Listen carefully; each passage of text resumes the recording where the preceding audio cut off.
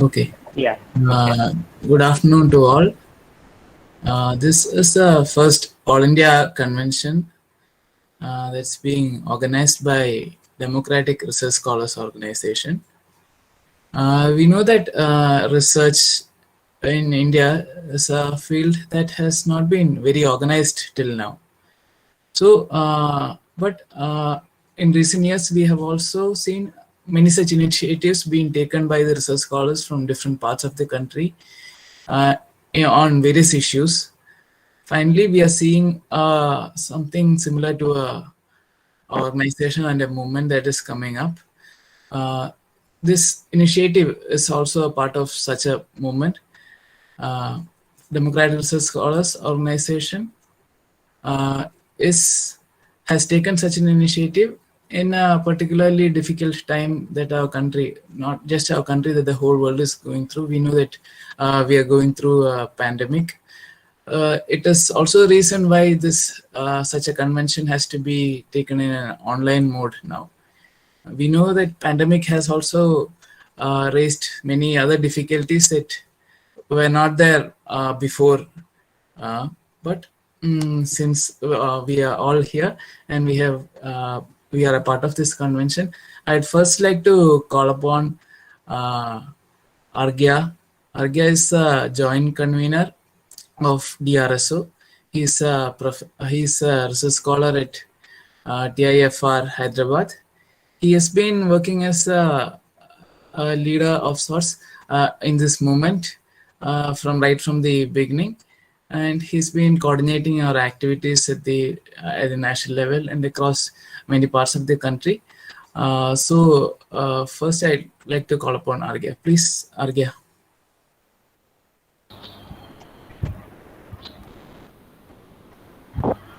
Hi. Thank you, Akil. So yeah, am I audible? Everything fine from my side? Yeah, Yes. you are audible. Yeah. Okay. Okay. Thank you. Thank you, Akil, again for this introduction to this program. And I cordially welcome all research scholar friends who are here, and also the eminent faculties who kindly agreed to be in this program. So just to introduce, I will be very brief. So why we are here? This is a question, that why this meeting and what DRSO is all about, because many of the research scholars who are new to DRSO, who are also new to research field. So I thought instead of directly running into the program, let me speak very briefly about what DRSO is and what scholar movement is, and with all the problems, how we have tackled so far and we can do something in future. So let me tell. So in 2012, this organization, Democratic Research Scholar Organization, have started in 2012 from a very sad incident. We have a research scholar friend. I was then in Kolkata doing my PhD, and I had a friend from Assam, Pritam Bhattacharjee, who was going to Delhi for research works. And in the meantime, some unfortunate incident happened. He was first assaulted in the train by some gang, some gunda, and after that he was kidnapped, and after 5 or 6 days his dead body was found. So initially we had been mostly confined in our research field, within our campus. We are thinking about our career only, and of course there are problems, and we are thinking that we are so isolated, no one is going to help them, no one is going to help us. So whatever we can do, we have nothing at that point of time. But when Pritam Bhattacharjee, our very close friend, he died, we understand that the society and economy and everything that affects every one of us, and so we cannot remain silent. So that was the first time when the research scholars protested and they came out to the streets, and this was also the first time when research scholars from various places, they came together. And when we come together, we find that there are so many problems that we are facing, like similar problems, and also there are other problems many research scholars in other universities and institutes are also facing. So please all silent your mic. Thank you. So yeah, that was the first time we came together, and we thought that okay, since the problems are so similar, since we are all are suffering in a same manner, we must tackle them together. It is not the matter of one single institution, or may not be even one single city, but it is at least gradually come out. All the problems, all the issues, their appearance may be different at different times. There are so many diversity, but also there are commonness on those problems, and with which we understand that these problems and issues that we are facing in our day-to-day research life, like our fellowship, the infrastructural issues, the harassments, and so many other issues that all scholars will speak, they are somehow related to the way the research and education is being controlled by the policies, and the way it has been viewed hierarchically from the topmost level to the bottommost level. So we really started digging into it. We have conducted several seminars, we have conducted several movements, and we have really in several places, in a institute level manner, in a state level manner, even in all India manner, we have conducted several initiatives for a long time. And there are, of course, some success, but sometimes when you really put up the voice in large scale, there is some success. So there is another perception among scholars that since we are research scholars, how can we serve the society? So there is two things that I can tell. This is very contextual, that we serve the society in two ways. First of all, as an organization, DRSO conducts several relief activities. There are suggestions that we should do organized science outreach, which is so important in modern times, to take science and its spirit to the common people. So that is one direct way. But there is another way that we have been doing for decades or even more than century, that through science and research, we actually directly contribute in the advancement of the society. So what is meant by research? So where is our knowledge? There is the front edge of our knowledge. There is an edge of our technology in which our society is living, and we have to take it forward. How to take it forward? We have to understand where we are stuck, and we have to find a way out. This is what research is all about. So when you are doing our research in our laboratories, that is actually great social service. We all must understand that. And because of this service, the society or the government, they have the responsibility to take care of the research scholars, because by taking care of the research scholars and the research ecosystem properly, only then the society can progress. It may be that the society cannot immediately understand what we are doing, but the fruits, for example, the vaccination. Today we have this huge pandemic, and who are there in the front line? Of course, the doctors, the police, all the staffs are there, but who are really serving to save us from the pandemic? The scientists who are doing for the medicine, who are working to find out the vaccine. But the details, the technical tidbits, the society cannot understand. But they can understand that the scientists are doing a work, and the outcome that is going to save them, that is going to save their future, and that is really going to take us forward to prevent the disease in future and to live our life in a better way. So this is where the service research scholars are giving, and this is a great social service we are doing. We must know that. So all the problems the research scholars are facing, these problems are actually not only our personal problems. These problems are the hindrance of before the society to progress. So for example, when the research scholars, they are not getting fellowship, when the research scholars, they are not getting employment. What is employment? That we have our some certain skill set, we have our certain expertise, and the society need to use our expertise for its own progress. But if we are not implemented, if we are not employed somewhere, we cannot do our service. So the society is really deprived. So what we feel as our own problem, that is actually the problem of society, and when we are fighting our own problems, we are actually helping the society. So this we need to understand. This is the really the ethical standoff of the scholar movement. It is not a very selfish movement. What we do, what we claim, that is really important not only for our own life as part of society, but also for the progress of the society itself. So this is what I want to tell very briefly. And this ethical stand of research scholar as a human being for the human beings, this is what our motto, the motto of DRS, with which we are trying to organize all the research scholars of the country. and we are trying to organize all the movements. And it is very important that we understand the policies and understand how the policies, all the new policies and new measures taken by the government that is related to our day-to-day problem, and how the policies is going to change it for better or for worse. We need to understand that and accordingly fight it. As far I know, there are many movements and many temporary research scholar organizations came up in institute or even in several state levels, but there is this lack of understanding, ethical understanding and policy level understanding of the problems. Because of this lack of problems, the research scholar movement have been stuck into few demands, but we are really not stuck into demands. DRSO is working to make a overhaul in the research ecosystem of the country so that the ethical standpoint that we expressed would be really established.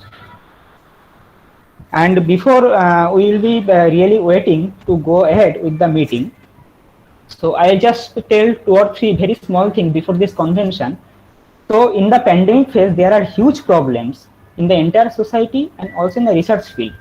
We have already, there are several problems. We don't get fellowship in months.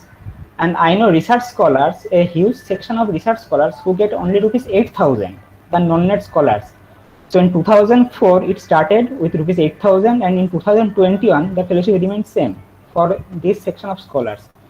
Even that fellowship they do not get for months or even years. Now in the pandemic, the lab is closed, so there are so many research works have been stuck. We have given only 5 years for PhD, only 2 years for postdoc, but out of them more than 1 year is just went away like that. But there is no extension with fellowship from the government side. So we are really uncertain about future and so many problems that came up. So regarding which we have conducted several meetings in North Indian states, in South Indian states, in Northeast India. So there are several such meetings, and in the meetings, the crisis, the picture of the crisis that came up is really thought-provoking. So we have taken 2 initiatives. One is the All India survey. You know, many of you have taken part in the survey, and there are so many issues, almost 1,000 research scholars that participated. So I can very briefly place the statistics very briefly. And from the survey, so many issues and problems came up, so that we thought all the research scholars would come in one platform throughout India. And let us discuss what the problems are, how these problems can be understood, how the policies that can be understood, and what could be our next step forward. So this is why this meeting, this convention. And I again thank you all for coming to this meeting.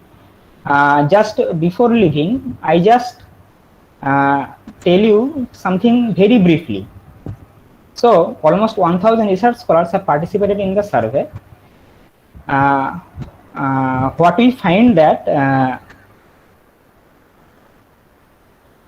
almost 90% of the research scholars, they say that they had been badly affected by the pandemic, and they want at least 1 year of extension. This is 90% of all the scholars who participated in the survey. And out of the 10%, there are some scholars who said they require more than 1 year. Their research is affected so badly. And then regarding regular fellowship, it is found that only 33% research scholars get their fellowship in time. The rest 60% research scholars, they get the fellowship once in 3 months, once in 6 months, once in a year. It is a horrible condition. Regarding job situation and after PhD situation, what is our impression? How do you rate that what the job situation in India? It is found that more than 60% research scholars rated below 5. So they think that after PhD, 60% scholars think that after PhD, we don't have much option for doing further research or employment opportunity. Regarding infrastructure also, almost 35% scholars think that the infrastructure is poor. It is below 5 out of 10. And what we find that many scholars who are really said that there are very poor infrastructure, they are from universities. And we have not reached the universities through the survey so far. I know personally, I have a meeting in a university in Bijapur. There the research scholars are getting rupees 15,000 only. and their fellowship have been reduced to rupees 8,000. You can imagine their fellowship have been reduced.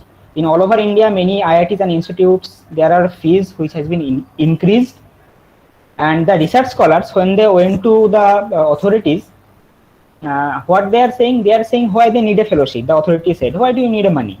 You are just students. We don't give students money. So they said that okay, because the money could be used for procuring lab equipments, procuring chemicals, procuring software.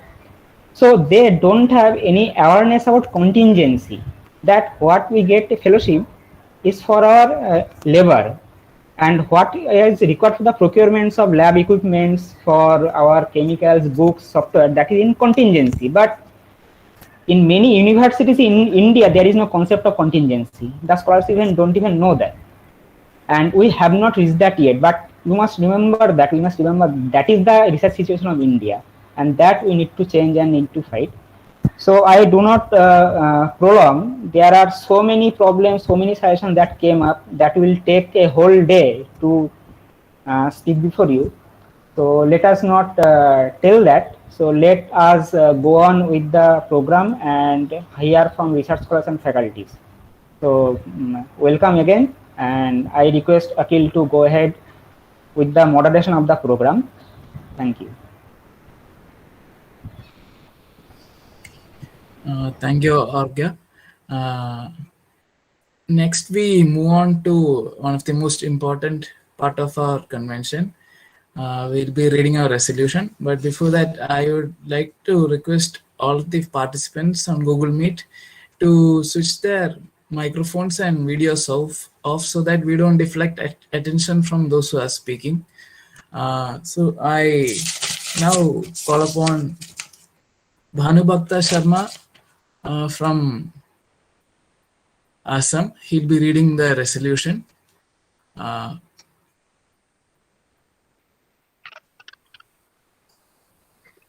Hello. I hope I am audible. Yes, you. Please continue. Okay. Good evening, all. Respected guest speaker and all scholars present here. I will be presenting the resolution for this first All India level scholar convention.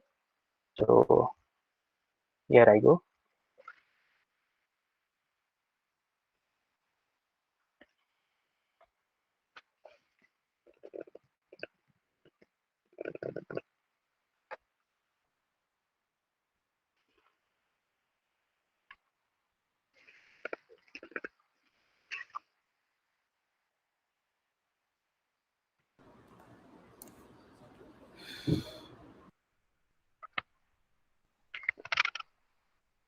In the call of Democratic Research Scholar Organization, first All India Scholar Convention, 10th July 2021, resolution.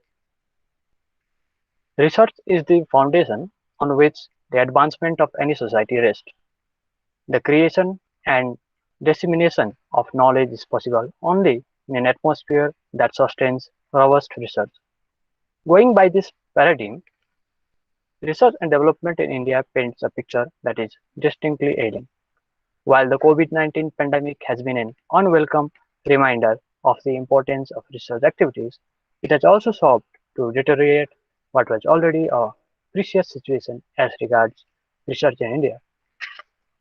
Anyone familiar with research in India would also be aware that problem in the field on manifold level, in that much of it owes to systematic decadence. Conducting research in India was a difficult task even before the pandemic. Research in any subject needs adequate funds, but the amount disbursed as fellowship and in infrastructure and other heads in the country do not cover the cost by any stretch. Non-aid fellowship, which has been fixed at a meager rupees 8,000, are not disbursed regularly or worse at all. This is often the case even with the junior research fellowship and other fellowship in premium research institutions. For a country that claimed to have aspiration of becoming a global teacher, or expenditure on research is abysmally low. A natural fallout of the lack of funds is the dilapidated state of labs and research centers across the country. How are we to make groundbreaking inventions when our research sector is so neglected? Compounding such systematic failure are the policy changes brought in by successive governments which have only resulted in research becoming further alienated from the public interest. The National Education Policy (NEP) outlines how research and development is envisioned by the policymaker. According to the policy, research will no longer be a public product.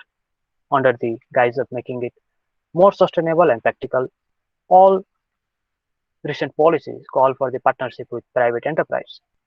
Not only will this private player dictate the nature of R&D, public access to the knowledge thus created will become an illusion. The NAP also does not see research beyond the development of technology, which means that research in arts, humanities, social science, and even basic science will soon stop receive public funding and will therefore cease to exist. How can a society develop holistically if there is no new knowledge being produced in this subject? Even the newly minted funding agency, Higher Education Funding Agency, HEFA, have been put in place to facilitate funding by acquiring loans. It is obvious that loans will only be provided for research that can produce monetary returns. On the flip side, huge amount of money is being set apart by the central government and different state government for research on topics that are bewilderingly inane. Many of these topics are so obviously anti-science that it is only natural to wonder whether the policymakers are truly committed to the idea of scientific development. It would be of immense help to research and research scholars if this money was spent on providing a better research environment. For a scholar who are engaged in research despite such odds and troubles do not end there. There have been numerous accounts of research scholars facing discrimination and harassment even in the previous premium institutes across the country. This discrimination may be on the basis of religion, caste, race, sex, or other parochial sentiments. Sexual harassment is rampant. The latest example of this was the incident in which Sonia Dabas, a research scholar at Guru Jambheswari University, Haryana, had compared to end her life following harassment by the head of department and other faculty member. The disheartening fact is that there are even more cases which go unreported. Mental health of scholars is an important issue that has not received much attention, especially in India. Research is often a lonely and tiresome activity which can place a huge burden on the scholar. A lack of support system has meant that these scholars are prey to various mental health issues which have detrimental effect in the long run.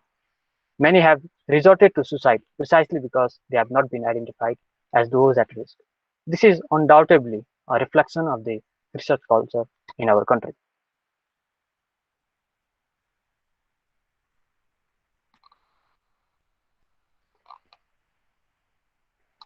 The COVID-19 pandemic has exacerbated this situation. The past 1.5 years has wreaked havoc on the research activities of most scholars across the country. While many have had their access to labs curtailed, others were prevented from making field visits that are essential to their research. The pandemic has also caused much delay in the office work in almost all universities. This has meant that many have not been able to complete their research in time, while others are awaiting dates for their open defense of theses that were submitted before the pandemic. To make matters worse, the tenure of many scholars have not been extended to accommodate the loss of time they have suffered as a result of the pandemic. The government have also been unwilling to extend the period of fellowship for these scholars who are already under great financial and mental stress as a result of the pandemic.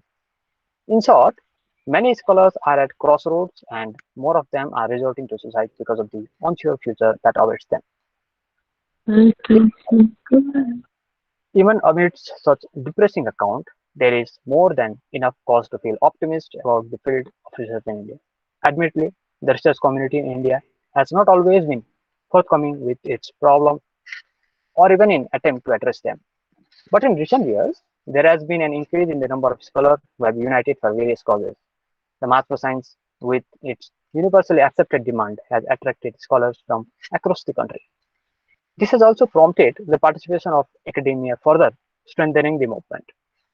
Incidents for protest have garnered nationwide attention. Scholars are slowly but surely identifying the necessity and benefit of organizing themselves as a close-knit community. This All India Scholar Convention is being held in such a background. Prior to that, DRSO have organized several institution, state and regional level meetings and conventions, and subsequently the need to take the voice of research scholars across the country at one place emerged. This necessity resulted in the ongoing nationwide survey in which nearly 1,000 scholars have participated so far.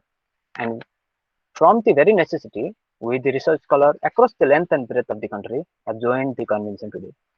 As the crisis deepens, the convention feels the urgency of raising voice for 1 year extension of our fellowship, regular disbursement of fellowship without discrimination, universal and free vaccination of the scholars, student and staff members, and to immediately open the laboratories, libraries, hostels with proper COVID protocols, immediate restoration, improvement and maintenance of research infrastructure, withdrawal of all fees on research scholars in the COVID period, and appropriate and immediate measure to stop abuse and harassment, and mechanism to take care of our mental health issues. As the voice of the scholar of this country, this convention asserts the commitment to work untiringly for the environment that will be conducive to the unhindered growth of research. The effort will be aimed at developing movement that will eliminate all acts of discrimination and harassment, inspire changes in dogmatic policies that hinder research, and provide for the creation of a socially conscious research culture. Scholar solidarity, long live. Thank you. Thank you, Bhanu. Next, we'll have Amarinder Naik of Odisha, who will speak in support of the resolution. Am I audible? Hello? Yes, you are audible. Okay. A very good evening to all. Respected Professor Ramkrishna Ramswamy sir, Professor Sumitra Banerjee sir, and the research scholar across the country. First, I wholeheartedly support the resolution of this convention. In Odisha, the research scholars are facing many problems like fellowship disbursement, harassment, etc., which are not separate from the other state. It is noticed that scholars are running about 60 kilometers for vaccine. There is no non-net fellowship in all the state university of Odisha. Almost all the laboratories of universities have been closed by the state government up to 14th July. Now the scholars of Odisha as well as the other state are in very stress. In general, some scholars join the laboratories for research with no fellowship. Scholars think that he has to do very necessity research for society. But after joining 2 or 3 years, his or her painful research journey has been stopped. He or she bound to stop their research due to lack of infrastructure, fellowship, and other problems. Who did stop their research? Why did he or she not able to do that? I think the anti-research, anti-scholar policies taken by the central government and the different state government stop their research. What a crime that is. So I think we have to organize our scholars institution level, state level, and nationally to strengthen our democratic research scholar organization, a genuine scholar organization, in order to fight our scholar problem. Thank you all. Scholars unity long live. Thank you.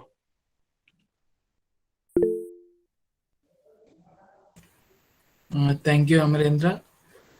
Next part of the convention will be that the resolution will be open to discussion for the House.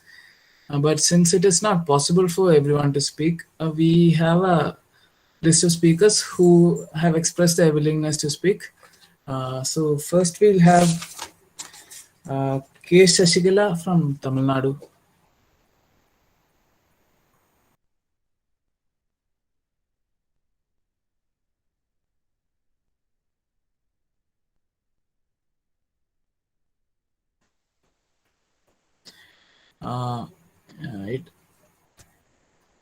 It appears that Shashikala is not present in the meeting. So next we'll have Mohammad Musammal Sohil from Jammu and Kashmir.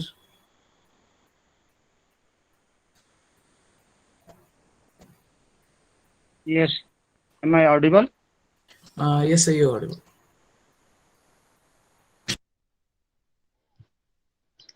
Respected organizers, guests, and research scholars, good evening, adab, and assalamu alaikum to all. First of all, I support this resolution of Democratic Research Organization, Research Scholars Organization. Actually, this is for the first time that all Indian level Indian Scholars Convention is being held on this very particular date. And this platform from where we can share, solve, and can give voice to our problems regarding our research and research scholars, problems of research scholars. I am very happy to be part of this organization that works for the welfare and development of society and for the development of research and research scholars. I really appreciate the work, dedication, and the contribution by Democratic Research Organization, which has been headed by so many members throughout the country. Actually, what research is what that society requires to survive. Research always create and explore the problems, and the research is meant to solve the problems and guide the society.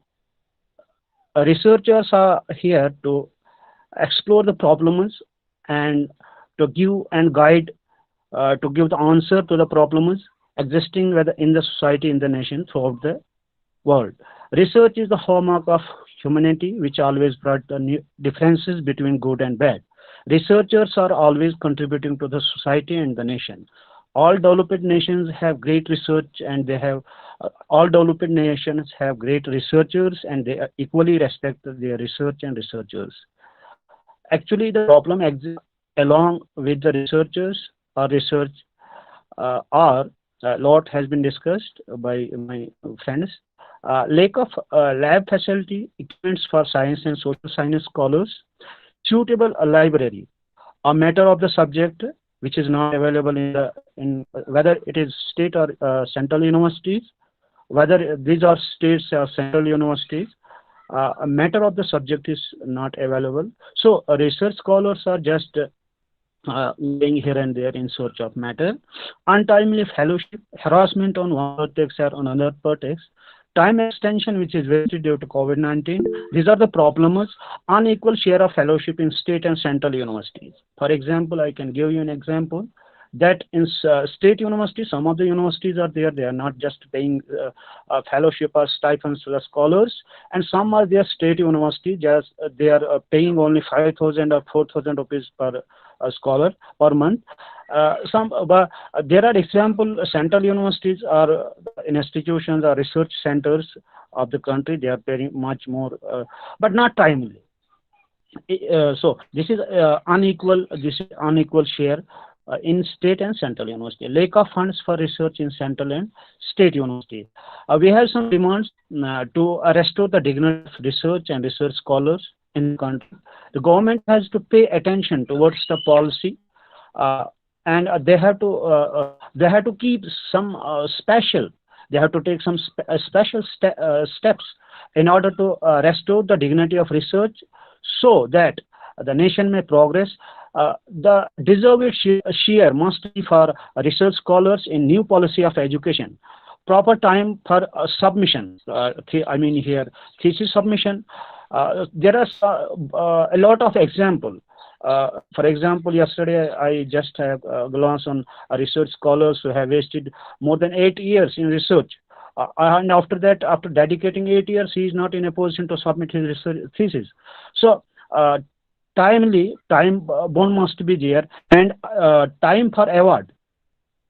Stop this very harassment, which is on one pretext and another on the basis of one another thing. Timely disbursement of fellowship, enhancement of fellowship amount.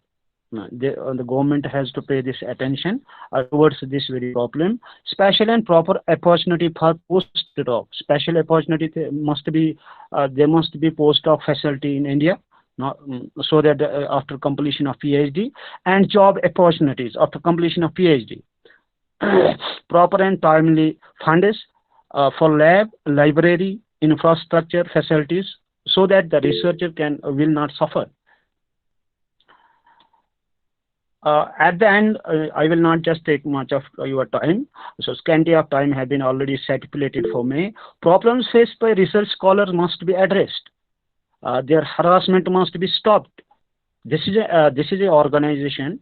The organization must establish a strong problem solving cell in order to help the scholars throughout the country. So there must not be a suicide. Time again, there must not be such harassment in the institution, in the universities, whether it is state or central university. I really congratulate and my best wishes to the professors and great teachers who always support and guide us. They are in the program. They are just in this very convention. They are really true lovers of research, and they are always contributing for the cause and development of nation. Really, I salute and love to the teachers and scholars. Thank you for giving me time. Okay, thank you, sir.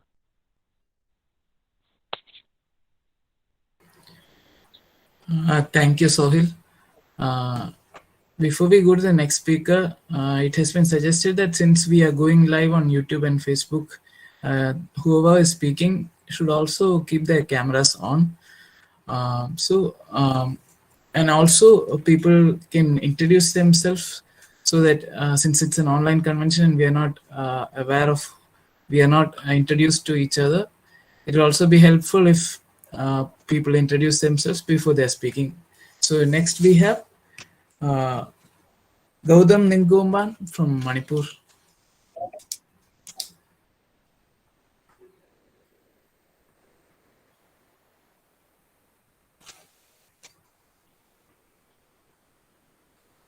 Okay, actually, I told about that. Will you allow to introduce me, or just there is no time?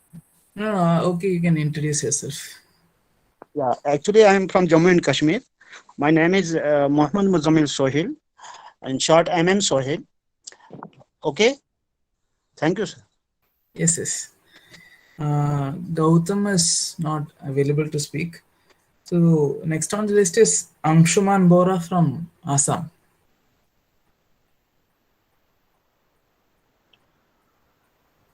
A very good evening to the respected resource persons and all the members of the Democratic Research Scholars Organization.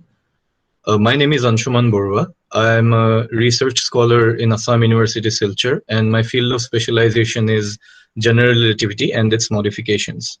So first of all, I would like to express my sincerest gratitudes to all the members of the DRSO who have been working tirelessly since months to make this convention a reality. And it's a matter of immense pride for us to be able to be a part of one of the first conventions or meetings of this kind in the entire nation.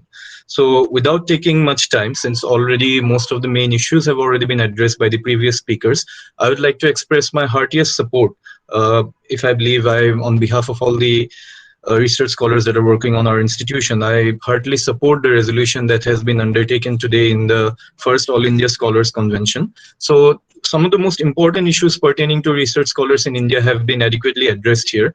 Like, for example, I would like to point out that in our institution 2 years ago, we had to stage a vehement protest. We had to go on hunger strike for 3 days, demanding the release of the non-net fellowship, which was pending since more than 3 years at that time. So it was a matter of immense pain for us that us research scholars had to dedicate 6, 7, perhaps 8 or 9 hours of our time daily in the department trying to fiddle around with equations on the boards and experiments and whatnot, and then trying to go and teach students and take private tuitions. You have to walk kilometers. Sometimes we do not have cycles, we do not have motorcycles. We have to walk for kilometers just to teach a few students so that we can barely make our ends meet without taking support from our families. For most of us, which is not possible actually. So the first resolution, the first demand in this resolution that has been put up, the non-net fellowship, especially the non-net fellowship, should be regularized, because so far as my knowledge goes, not many universities in India are currently giving their scholars non-net fellowships, let alone regularly. Secondly, the pay scale should be increased, because sometimes you do not get hostel seats to stay in hostels, and then you go and stay in a rent house or in a PG, and you cannot afford to live by with just 8,000 rupees a month. And it is a matter of great pain that some of the good scholarships that were there, like the Basic Science Research Fellowship, has been discontinued. For me personally, it was my aim to probably apply for the BSR if it was applicable, but since our time it has been closed. The government should look into these matters, and to facilitate, we should put our demands in front of the government so that they facilitate more fellowship and funding opportunities. The second point, which emphasizes on the recent HERA and HEFA and the recent NEP that has been implemented. It is a matter of utter shame that I hope my little speech here doesn't get too political. It has been a matter of great shame that not unlike in all aspects of the society, research has also been as if capitalized, as if without monetary gain, there is nothing worth researching. Basic sciences, fundamental sciences like the ones that I am currently pursuing, we are currently trying to understand how black holes and other non-trivial geometries, they work in the forefront of understanding of semi-classical gravity as currently we know it. Research topics like ours are not getting any attention. We write projects, we do not get enough funding. One of my papers had been selected for a presentation at a very prestigious convention. I was not given any travel grants by the central government, despite applying for around 2 times I applied. And many of us are facing such crisis, and basic humanities and basic sciences are being totally left apart. So what the current government is doing is they're just making research a capitalist asset. Without monetary gains, you cannot do any research. We are just making products for MNCs. We are just making human resources like robots for MNCs. Research has been made into an object of capitalist pervert, if I may. And one of the last things, and one of the probably most important things that we have actually discussed repeatedly in previous DRSO meetings that I have been proud of, is the mental health of research scholars. So I don't know if most of the people here are aware. Very recently, one senior research scholar from my state, from IIT Guwahati, has been suspended for 1 academic semester because he and his supervisor, so far as I know, were whistleblowers of some of the irregularities that were going on in their institution. So it's a matter of great depression for a research student at his late 20s or early 30s to get suspended just because of pointing out what is wrong and speaking up for what is right. So this is just one example of how research scholars are being harassed mentally all over the country. So one of the suggestions in addition to this resolution I would like to put forward in front of the esteemed members of the DRSO is that perhaps with the wide network of research scholars that has slowly been developing since the previous years with DRSO, perhaps we can set up a scholars helpline. Perhaps we can set up a counseling cell for research scholars, for new and older ones as well, who are frustrated or depressed for whatever reasons that may be. We should stand in solidarity and in support of each other throughout this phase of research, which is one of the most crucial phases of our lives. In the end of the day, the most important thing that is currently necessary for us is the extension.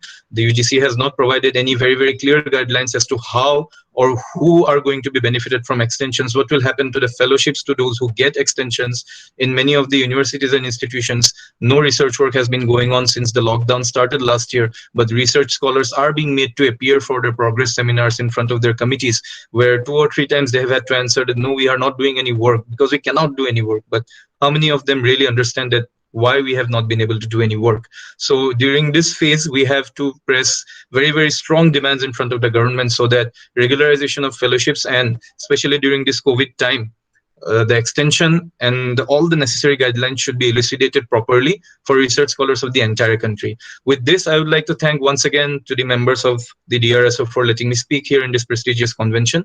I'd like to thank the eminent speakers who are here among our midst for giving the time, and we are really, really eager to hear you speak. I will not take much time here. I thank you all once again. Long live DRSO. Thank you. Thank you, Anshuman. I'd like the next next speakers who are on the list to speak in 2 to 3 minutes, since this session is scheduled to end at 6:30. Next on the list is Bihan Banerjee from Maharashtra.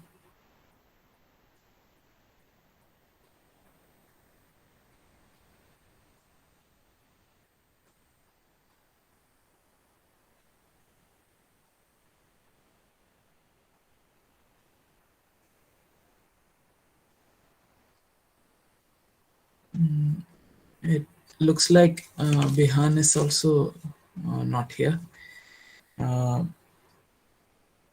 We have. Do we have Amit Kumar Mandal from West Bengal?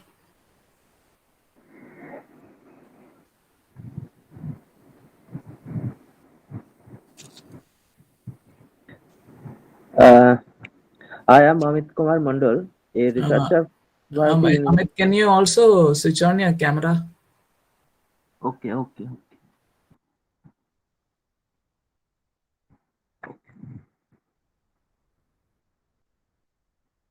I am Amit Kumar Mandal, a researcher from Vishwabharati University, West Bengal.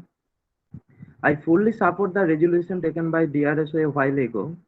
We have been facing similar kinds of problems for a long time in our university. Firstly, our university campus closed for a long time. We have no environment for research. Next, all researchers need extension with a minimum of 1 year fellowship and need to reopen laboratories, hostels after vaccinations. There is a huge difference in the amount of fellowship for the non-net scholars and non-net researchers. Recently, our university increases the coursework fees for PhD researchers. Also, they are being taken more than one time the coursework fees. Also, the authority has increased the coursework fees for MPhil researchers in a multiple order. Researchers of our university have come together to build the researchers organizations BRSO Vishwabharati chapter, and through this platform, by organizing continuous movement for more than 3 years, we have been able to restart the non-net fellowship, which had been closed by our university for 2 years. Besides, we have been able to solve many other important demands only through a long and united struggle by our researchers. We have already seen the fact that the only way to solve the problems that we are facing now is to organize a united research movement across the country. In my opinion, DRSO is the only platform that can unite researchers from all over the country and build a movement in right direction that will make the field of future research more beautiful and easier. So, in last, I support DRSO resolutions once again. Thank you for listening.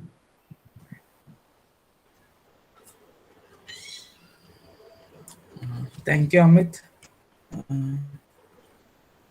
I had earlier called Bihan Banerjee from Maharashtra. I had just seen him on screen. If Bihan is ready to speak, he can speak now.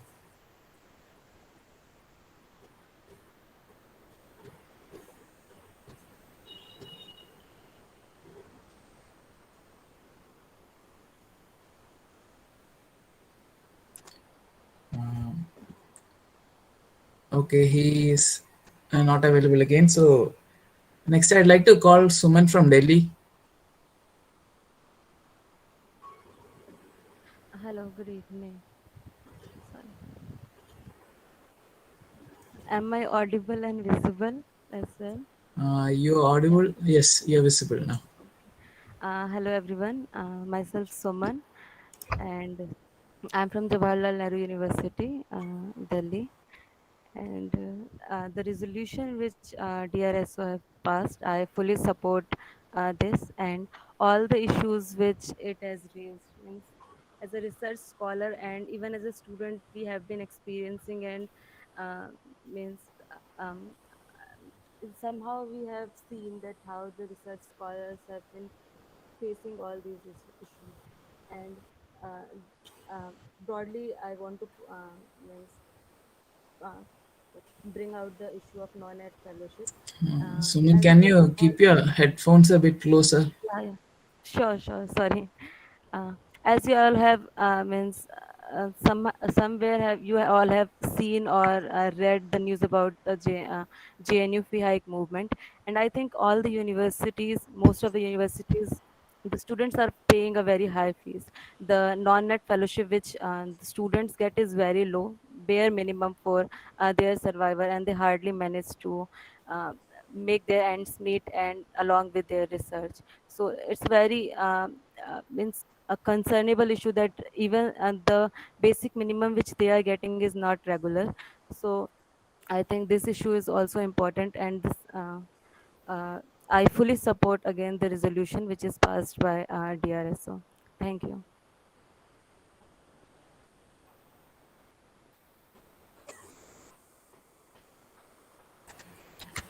Thank you, Suman. Can we have Badruddin from Uttar Pradesh?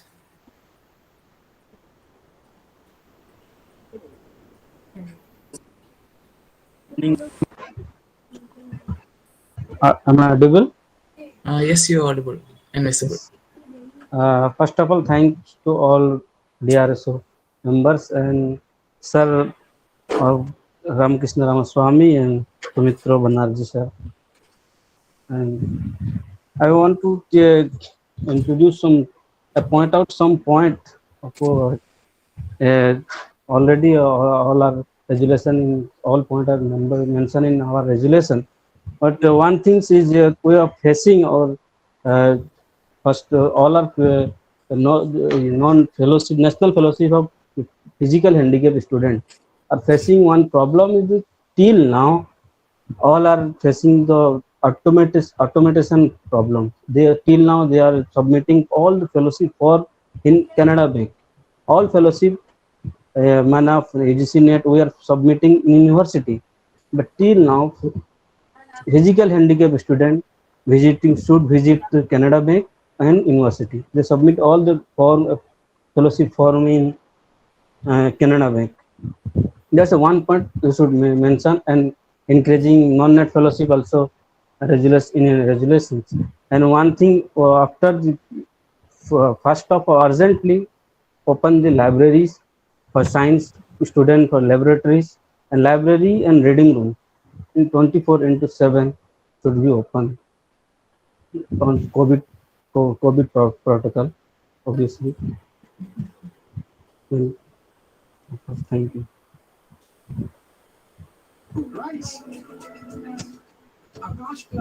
Thank you, Badruddin.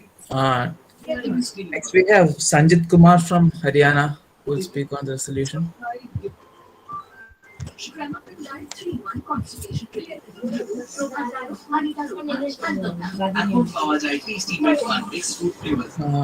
Hello, am I audible? Yes, you're audible. I also request the others to keep their microphone on mute.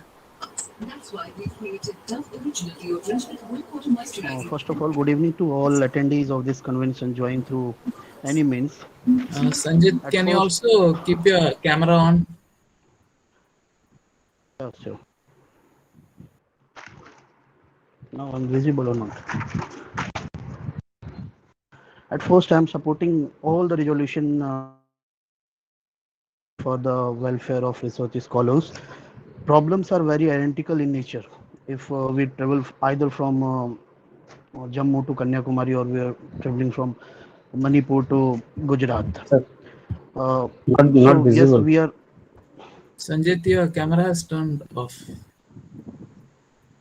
It's yes, on the technical issues in camera.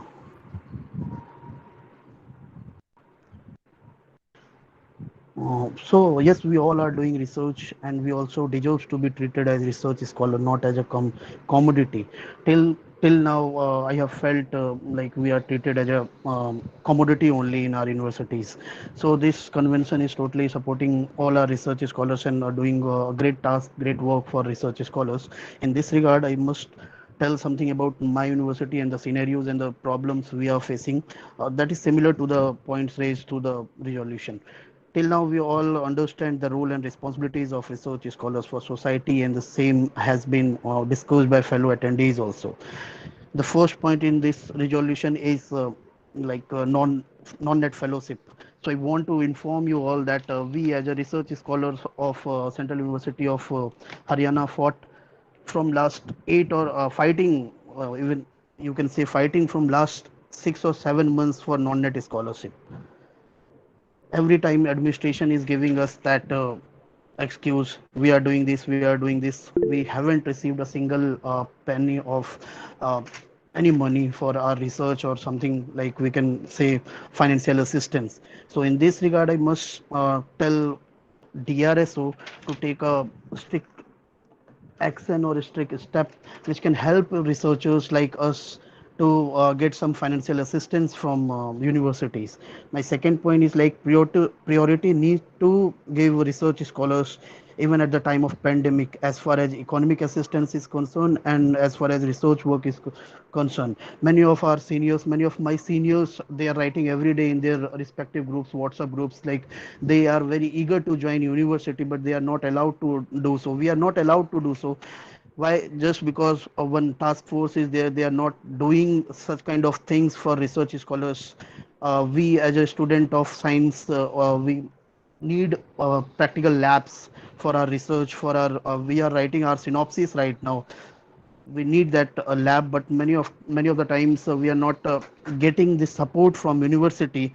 So in this convention I must raise this point. Even if such type of pandemic is occurring at some point, we the research scholar need to give that priority for research work and to attend universities at any cost. Time frame need to be extended due to this pandemic, as many of research scholars in this convention are from third year, fourth year, fifth year. They are about to submit their thesis, they are about to submit their reports, but due to this pandemic that same got delayed, and that time need to be stretched for them also. We need to raise a voice against any kind of harassment we have observed in last few days to eliminate this for future also. Need to tell administration that research scholars are not commodity or servant of beggars. We are going to administration to have our right only. We are going to administration to uh, ask something what we deserve to.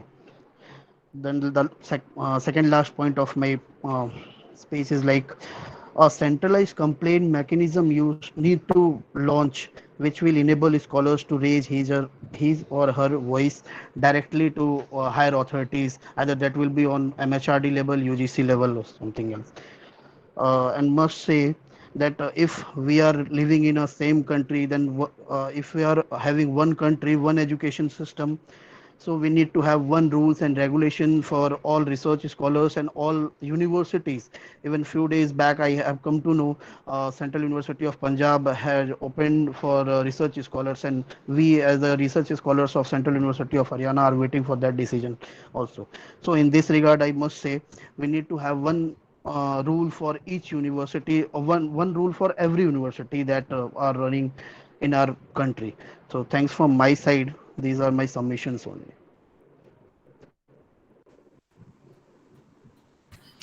Thank you, Sanjit. Next, we have a final speak on the list. We have Subrajyoti Saha. He's a research scholar from abroad. He's a scholar at MIT, USA. Is Subra present? Yes. Hi. Hello, Akhil, and I say hello to everyone of the participants and our respected speakers here, Professor Ramakrishna Ramaswamy and Professor Soumitra Banerjee.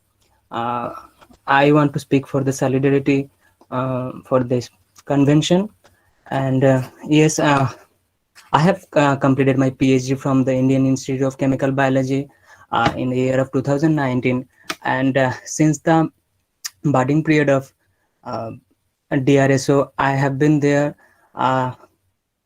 Orghoda, and especially picking about Rajiv Da, Nivedita, they were all supportive, and during our PhD period, and yes, we obviously were facing this monetary crunch at the very beginning. Like I was a UGC scholar, and till now, till the date, I know that UGC hasn't been very efficient with the disbursement of the fellowship to the scholars, and it has also been a issue till the date. And so like things like that, those are not even solved, and we have been fighting for that for long now. And with this COVID pandemic around, I think the scholars back in India and my friends and my colleagues, they are really facing very difficult challenge. So, and DRSO has been doing everything to cope up with the problem. We have some solutions, things on the resolution list, like to increase the term for the scholars, like their fellowship periods, and also increase the non-net fellowship in some cases. Like it's really pathetic thing that I have heard about this news, that the fellowship terms, like 50,000 fellowship that was reduced to 8,000 per month. And I don't know, like how can the authority, they take some cruel steps toward the scholars.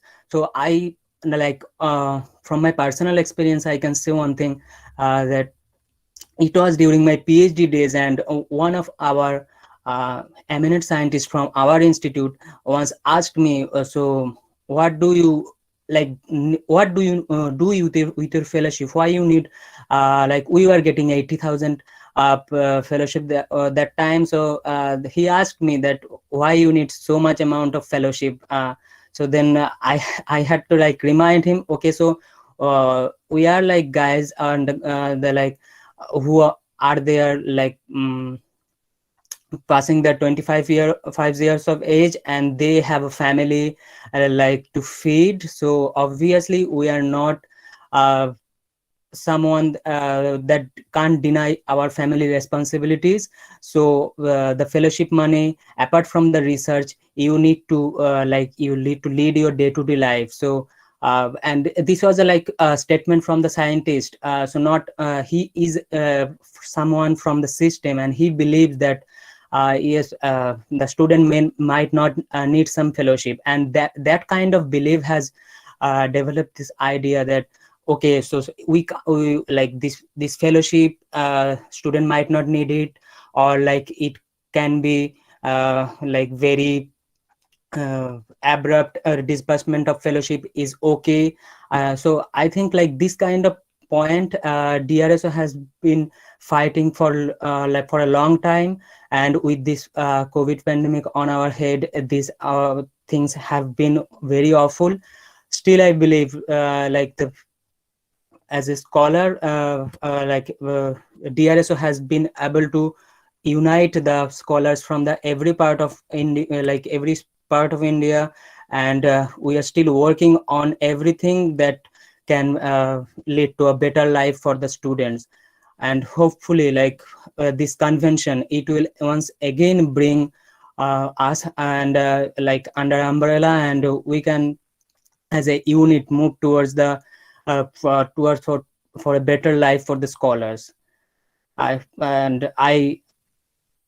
really want to show my solidarity against for the resolution taken by the DRSO today, and I hope everyone in this convention and the friends and fellows of them, they will manage to take this convention to a new phase. Thank you, Akhil, for giving me a chance to say something. Thank you, Subra. Friends, we have come to a conclusion of a very important part of our convention. We have read the resolution, and you have heard many of us speak on different aspects of what is the problem and what needs to be done in the research sector in India. Next, it would have been very helpful if more of us could have spoken, but due to time constraints, we are not able to. But it would be very helpful for us if you are all able to reach to us with your comments. Please feel free to comment in the comment box or contact us through email. Next we have, as Anshuman said, next we have one of the most awaited session of our convention. We have two very eminent speakers who are with us, Professor Ramakrishna Ramaswamy and Professor Soumitra Banerjee. After having heard our fellow research scholars speak, I'm sure they'll have more to tell us. First, we'll have Professor Ramaswamy. I'll briefly introduce him. Professor Ramaswamy is an alumni of Loyola College, Chennai. He did his MSc at IIT Kanpur and PhD at Princeton University. He worked at the California Institute of Technology, Pasadena, before he came back to India and worked at the Tata Institute of Fundamental Research. He then joined Jawaharlal Nehru University. He was a vice chancellor at University of Hyderabad when I was a student there. Then he is currently he works as a professor in the Department of Chemistry, IIT Delhi. He also held very honorable, very important positions as former president of Indian Academy of Sciences. Sir, I welcome you to the convention, first convention held by DRSO. We are all eager to hear you. Please, sir. Thank you very much, Murli. I had no idea that you were a student at the University of Hyderabad when I was there, but I'm very pleased to make this connection again. To all the students who are here today, my greetings to all of you, and what you are doing today by coming together is an extremely important step to tell the country as a whole that all your problems are indeed very, very similar no matter where you are. Now, there are two aspects to what I have been hearing you all talk over the last hour or so. And I think there are two aspects of it, one of which is specific to this time, and the other which is general, which is there beyond today. What I mean by, just a moment, right. What I mean by that is that many of the problems that you have talked about have got nothing to do with the pandemic, but the pandemic has made some of those problems even more acute. And this is a message that you need to send in very sober, very direct terms to not only your university administrators, but also to the chairman of the UGC or to the secretary of the Ministry of Education, whoever you in some sense come under.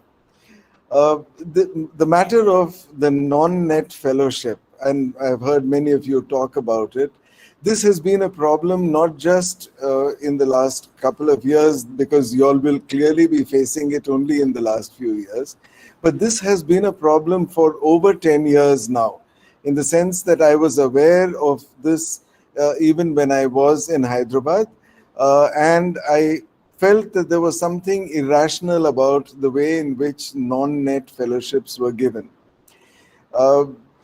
Very briefly, the problem is the following. More people get the non-net fellowship than the net fellowships, because the net fellowships are so few compared to the non-net fellowships.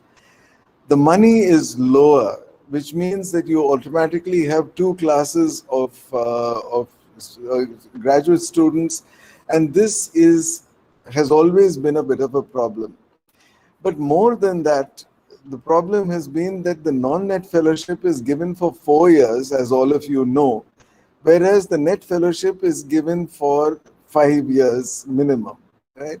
So this is a position which many of us, by us I mean your teachers, your university administrators, we have been trying for a very long time to get the UGC to realize this basic dichotomy.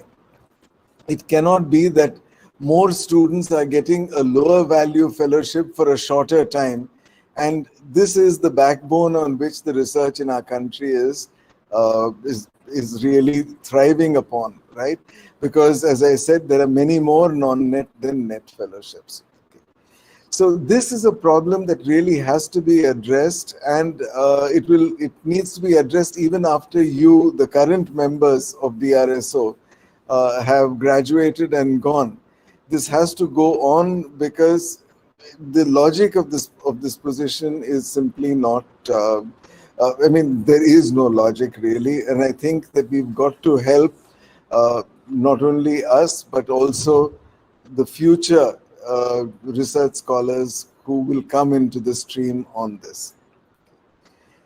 Now, the pandemic has, I mean, there are of course other aspects to what happened, the problems that students have faced, but let me come now to the situation today.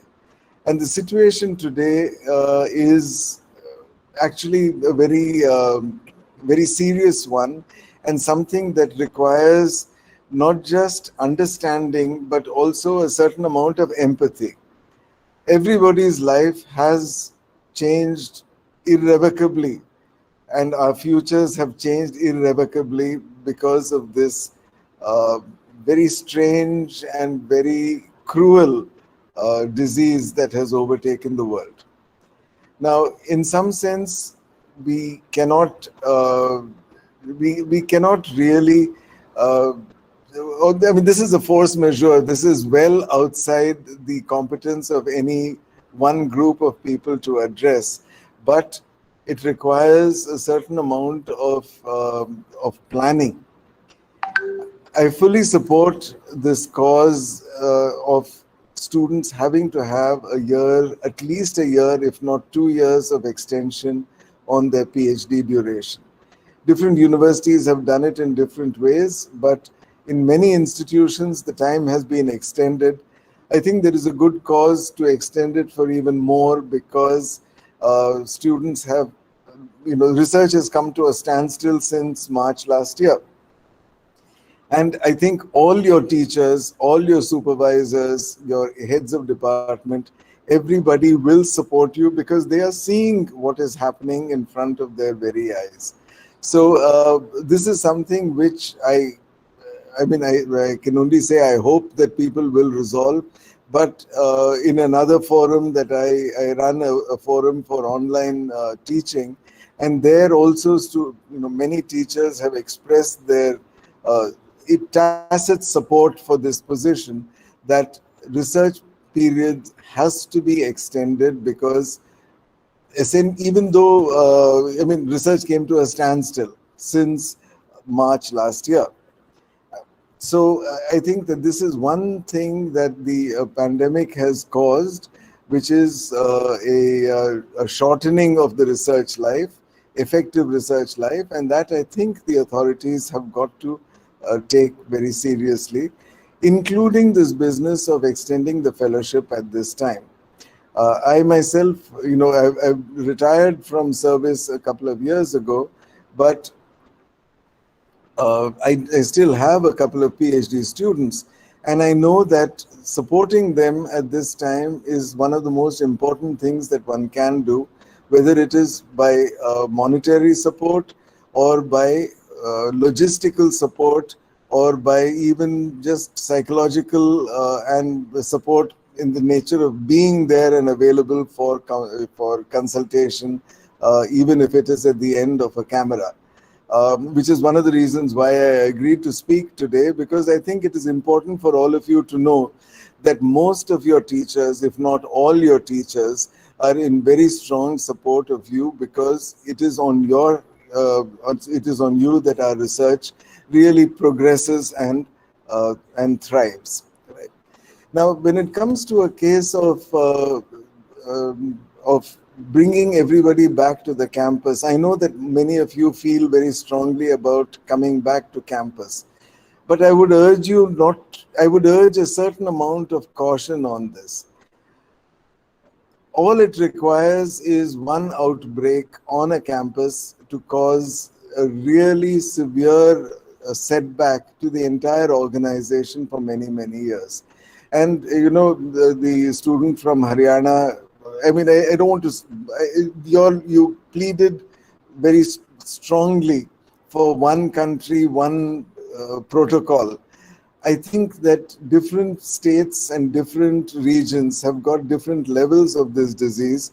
So rather than have one country, one protocol, it really has to be a case-by-case decision. And different administrators will need to take different choices. And I think that we should all be accommodating of this difference. That being said, I do agree with the research scholar who said that the library should be available to all 24/7. And I know that it is not a difficult thing. I know that the IIT Delhi has done it, Jawaharlal Nehru University has done it, that you can set up a virtual parallel network, a private network, a VPN, whereby all students can have access to the libraries. If your institution has not enabled it, I think that, you know, a sincere request to the administrators will make it possible for you all to have access to the libraries, not just during this pandemic time, but even after it is gone. I think insisting on being back on campus, I think you should allow an institution to take its choices. I feel for you that I feel for all of us that you know, we are not on campus because this is not a way, you know, for us to interact. We really do need face-to-face communication so that you can really understand not just the words but also the intention behind the words. And so, while completely supportive of the need for doing this, I think it's a reasonably cautious way of implementing it has to be done, and that requires understanding on the part of any organization, including, I would suggest, the DRSO. Right? On matter of logistical support, I think it's essential that you all should get, that everybody should get library access, and I'm also very sensitive to the fact that psychologically at this time, there are all sorts of problems that people are going through, not just students, but also, believe me, your teachers are having serious problems, and as is everybody else. So there are financial problems that people are facing, and that causes its own set of psychological worries. There are, as somebody pointed out, there are harassment issues, there are online bullying and harassment that is going on. That has to be dealt with. All I can really say is that many of these issues are well known to the other side of the coin, namely to the teachers. And so a certain amount of dialogue which you all have started today, and the way in which you all are approaching it, I think it's a very measured one. I would only suggest to you as an organization that this is something on which most of us are on the same side. So there will be strong support for the positions that you have enunciated today, and I feel that the realization that it is not, I mean, you all are all adults. You all are adults with responsibilities and will behave responsibly, but organizations have their own dynamics, and that needs a certain amount of understanding. Okay, so with that, at least let me stop for the moment and listen to what else there is to be said on this issue. Thank you very much for asking me, Murli, Arghya, and others. Thank you. Thank you, sir. It was the movement needs support from figures like you, because we need to highlight our issues more to the society. And also, we'll continue with our session. Next, we have Professor Saumutra Banerjee. I'll briefly introduce him also. Professor Saumutra Banerjee currently works with the Department of Physical Sciences, IISER, Kolkata. He used to work at the IIT Kharagpur, and he is an elected fellow of the National Academy of Sciences, Indian Academy of Sciences, Indian National Science Academy. He is also a winner of the prestigious Shanti Swarup Patnagar Prize Award for Science and Technology. He is also well known as a leading figure of popularizing science, and also as the leading organizer of March for Science India edition. Sir, I welcome you to speak to us next. Thank you, Akhil. Many of the points that have been raised, am I audible properly? Can you hear me? Yes, sir. Yeah. Yes, sir. Yeah. Many of the points that have been raised by the scholars themselves have addressed many, and Professor Ramaswamy has adequately dealt with many of them. So I will not choose to repeat points that have already come. But this is the first time the research scholars all across the country are meeting to discuss common problems, common issues. And you have asked us teachers to speak to you, and naturally, I will also touch upon certain points I think scholars should take cognizance of. Some things that may not have come to this discussion so far. Science, firstly, research scholars do not only belong to the sciences, also there are so-called arts subjects that are also subject of research, and therefore you have to encompass all possibilities. But all of them, in some way or other, are the sciences. The arts subjects are also social sciences, in the sense that we follow a certain methodology in research. Unfortunately, we don't get exposed to that methodology through the rest of our educative process. School, college, university, we never get to know how science is done. And most important part of science is the ability to question what we know. Unfortunately, the educative process teaches us to accept what is told to you. So it is one mindset that is prepared among the students, and it is that mindset you have to counter when you want to become a research scholar. So this is a very important issue. So a research scholar has to be in constant struggle with oneself to undo some of the things that you have learned. Not unlearn the things, but the way you have learned to accept things, that has to change. So you have to learn how science is done, how something that we do not know, we know. What is the method of doing that, method of approaching that? That is something you have to learn through the course of doing research. I find many research scholars take research as a procedure. So, like your supervisor will say, do this, this, this, and you do this, this, this, and ultimately you get a PhD. No, this is not the way to do a PhD. Why? Because tomorrow you will be a supervisor. Tomorrow you will have to supervise students, research. You will be on your own in research, so you have to know, you have to learn the art of doing research. One important thing that you have not touched upon is the issue of ethical conduct in science.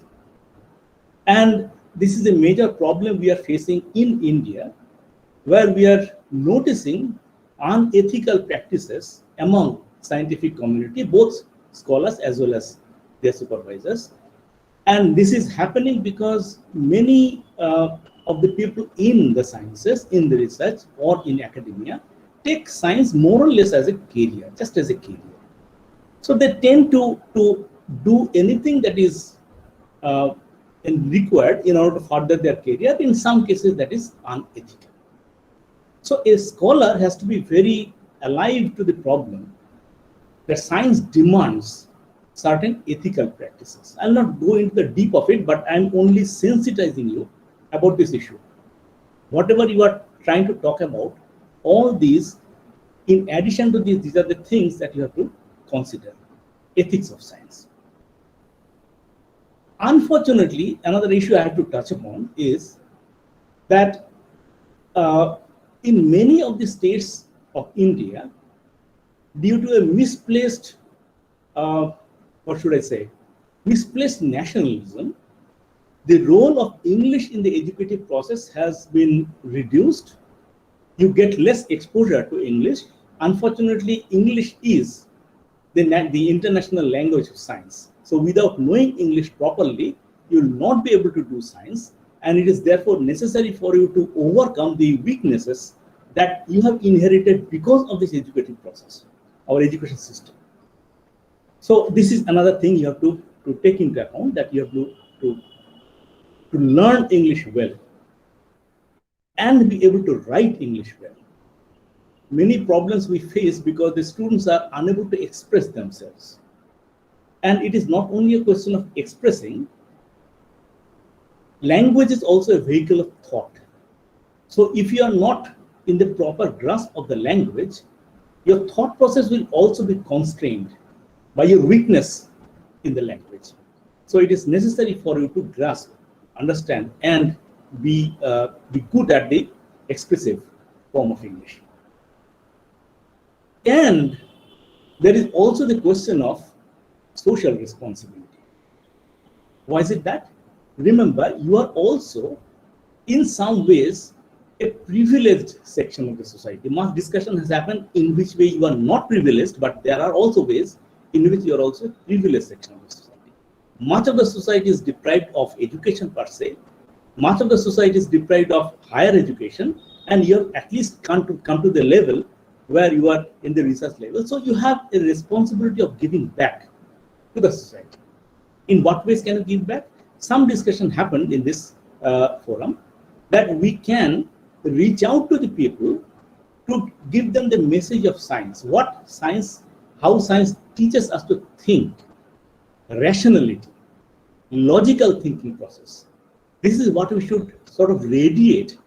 Every PhD student should be a focus of rationality.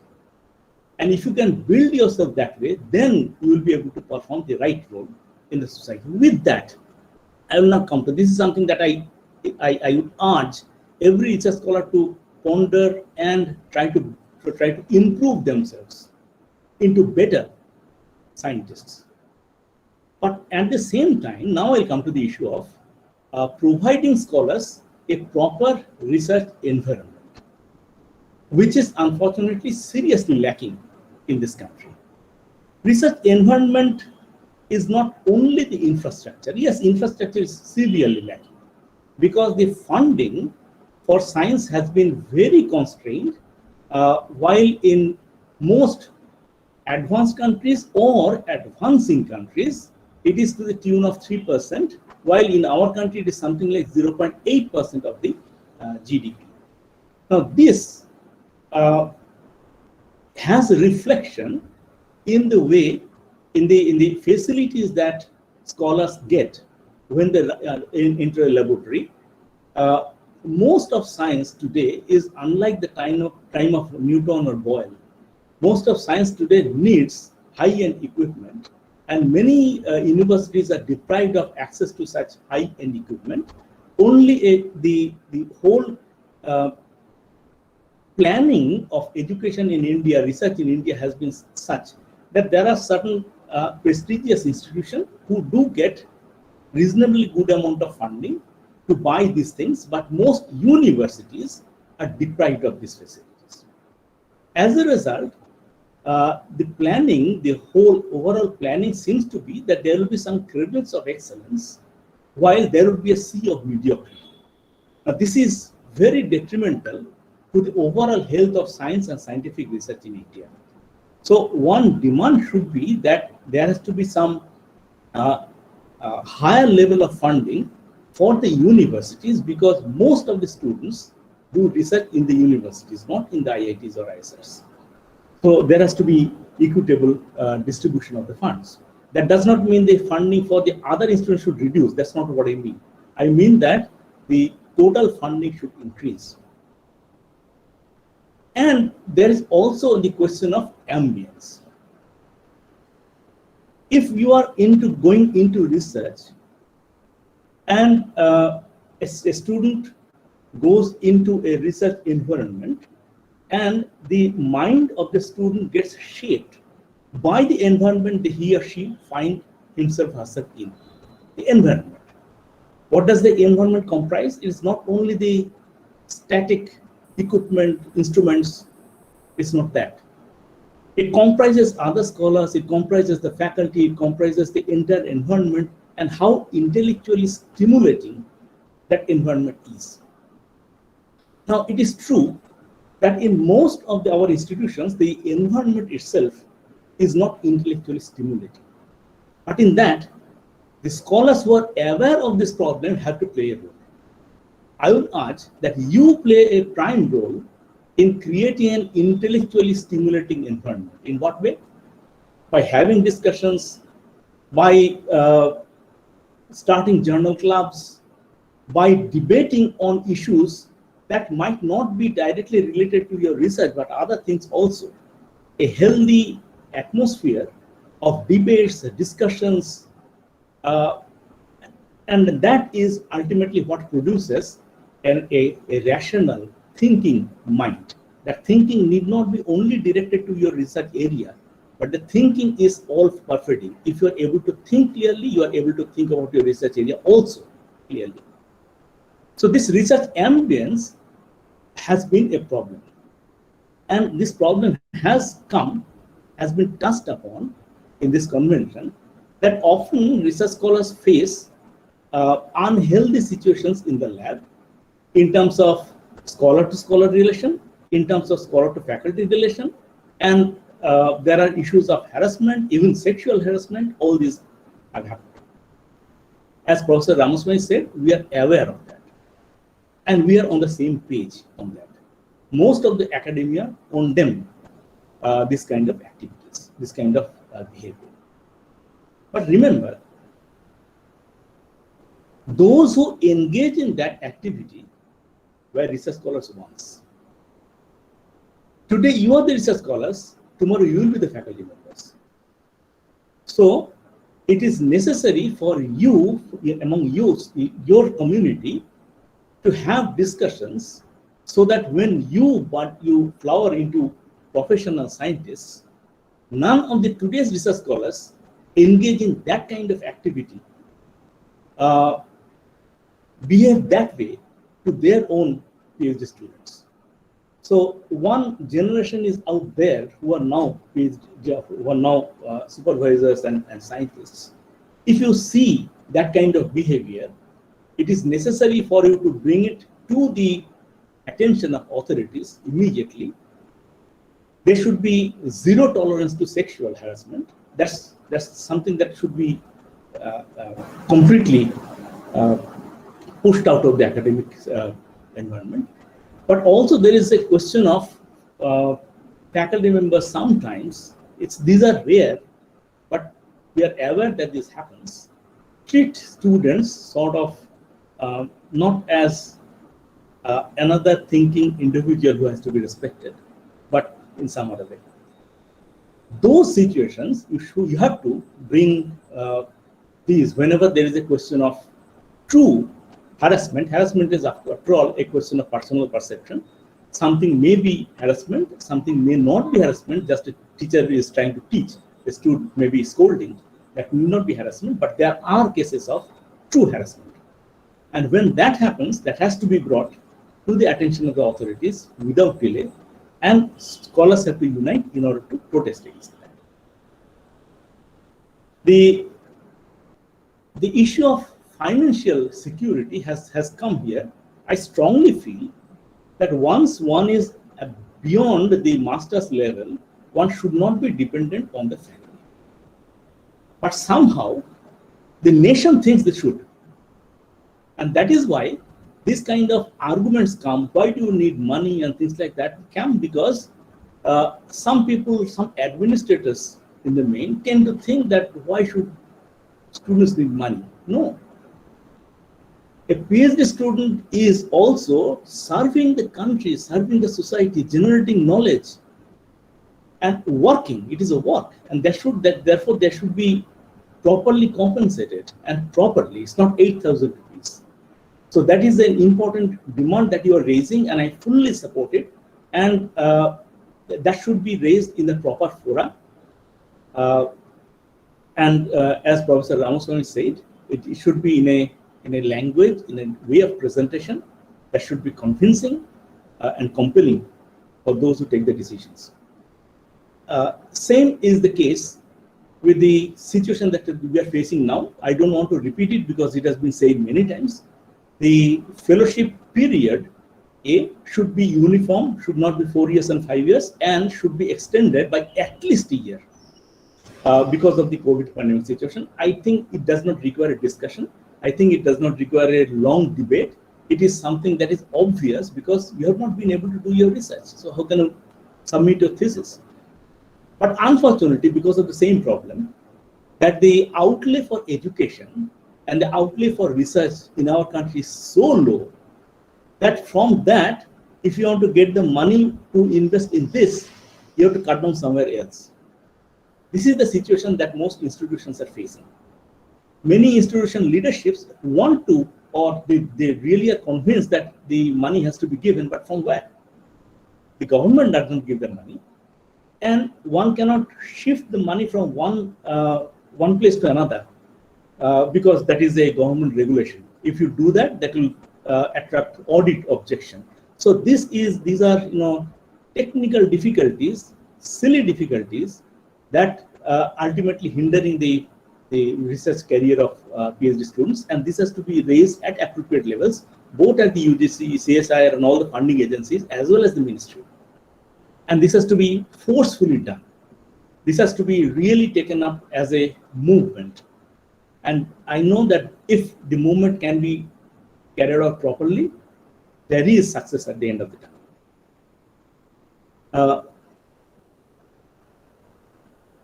One thing I would bring to your notice, which I thought I would not have to, but since this is the first time you are sitting down, a large number of PhD students are sitting down.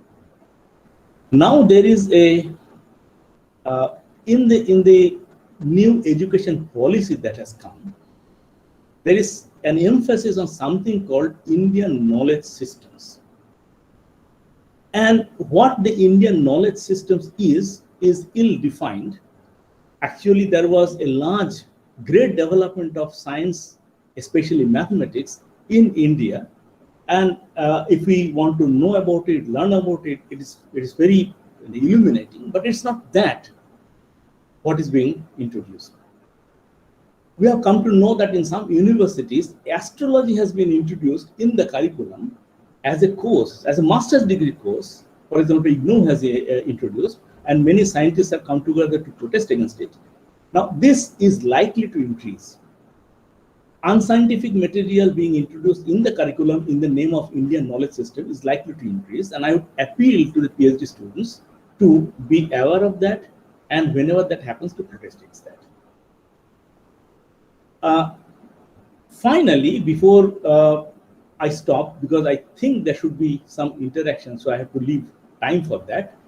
Before I stop, I would appeal to the students, don't take science as a career. Science is not really a career. There is a whole world unexplored and waiting to be explored. We are trying to get knowledge about the material world, and passion for that unknown, finding what is unknown, is what drives science, not careeristic motives, not milestones like getting a PhD, getting a postdoc, getting a faculty position, getting an associate professor, professor position. These are not the milestones. Milestones is what we discover. Milestone is what contribution we make. And if we look at science that way, many of the problems that you face today will go away. So it is basically that we often take science merely as a career, because of which many of these problems are coming. So since you will become faculty members someday, you will be the leading figures in the academia someday. So I will take this opportunity to appeal to you, don't take science as a career. Take science as an emotional pursuit. You want to be a scientist because you want to know what is unknown about nature. You want to contribute to the society. And the way to contribute to the society, that does not mean only making things that work. I mean, not only technology, but also knowledge, increase in knowledge. Somebody was talking about black holes and neutron stars. Yes, knowing about them is also increase of knowledge. And that contributing to that is enriching the society. We are doing this to enrich the society. And we should take science that way. I will not continue any further. I will only end by appealing to the PhD students. Today you have made a beginning.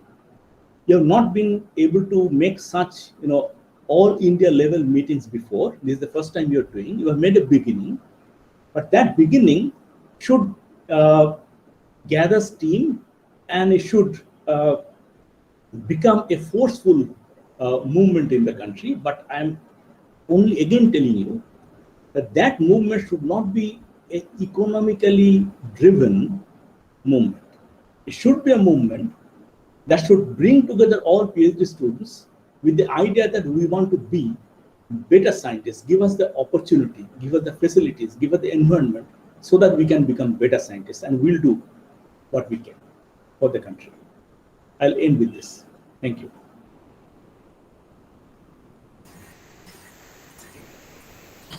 Thank you, Professor Banerjee. We have some time for interaction. So, if any of our research scholars have any questions to raise to our speakers, they can do that. They can raise their hands.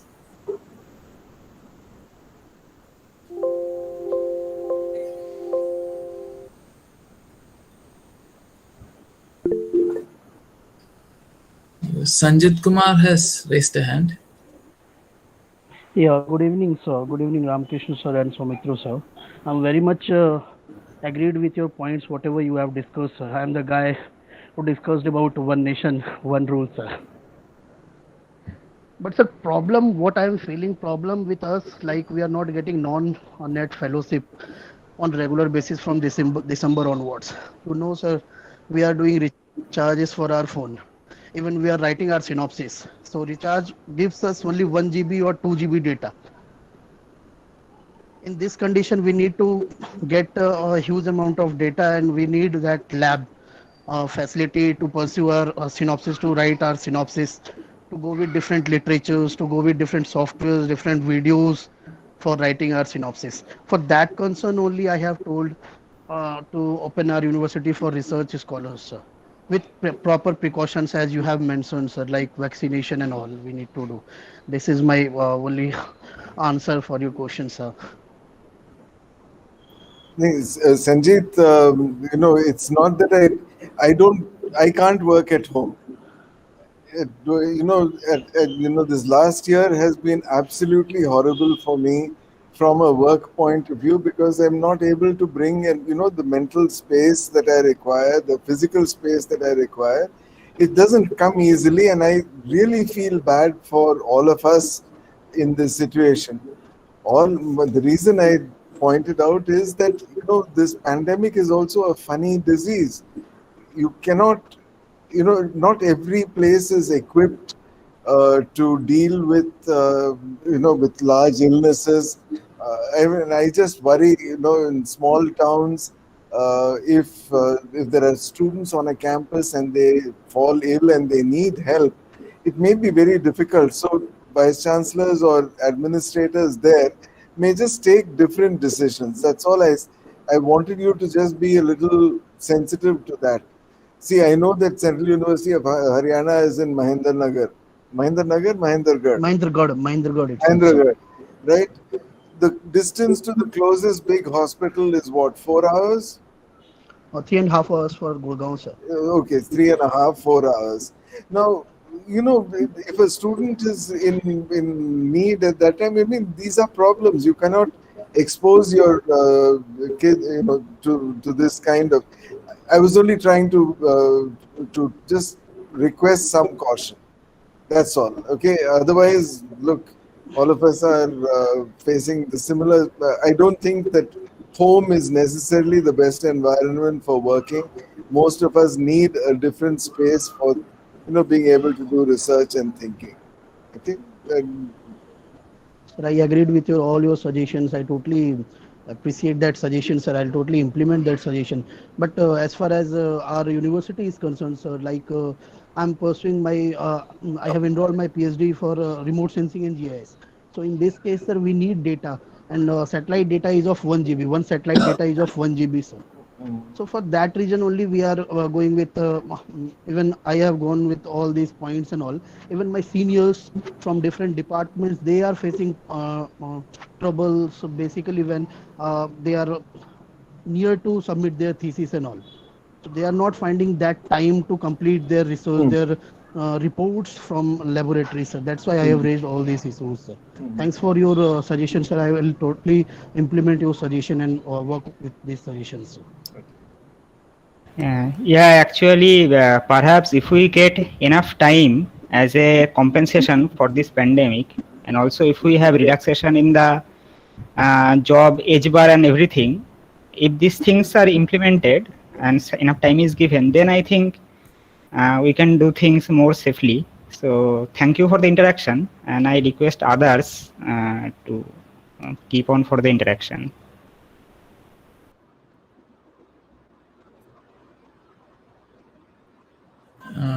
We have some more time, so I request others to come forward. You can also register your opinions on the different problems. Sir, I have one more question, sir, from Ramakrishnan, sir. Sir, I just want to know what things we, the research scholar, need to do when administration is not listening up our voices, sir, in different scenarios, for non-net scholarship and other things also, sir. What we need to go with, sir?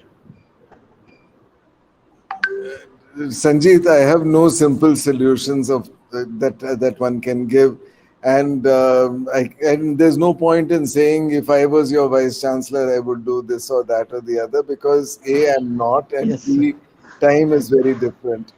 All I would say is that as of yesterday we have a new Minister of Education.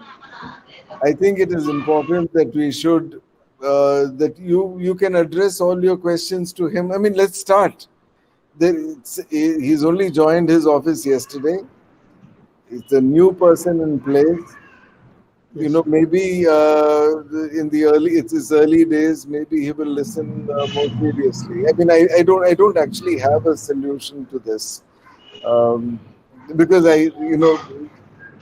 even the usual means of protest and voicing your opinions that you've had in the past, the pandemic has made that very difficult. Yes, sir. Thank you, sir. Thank you, sir. Can we have Shashikala from Tamil Nadu? We had earlier asked her to talk, but she wasn't able to talk that time. Yes, sir. Thank you, sir. So good evening to all. I'm Sasikala from Tamil Nadu. I'm studying Bharatiya University. I would like to share something with you. So most of the students not feel difficult to join PE history after their PG. The main thing is a lot of struggles during the PE history. So they are facing many mental problems, and economically they feel not good. At the same time, they are isolated from the society. So actually the focus, if they give importance to research, at the same time they feel to face many problems from institutions and also the income, so like that. So in that condition, they not focus, they can't freely think, and they can't focus their research. So that it is induces stress in their life. They can't be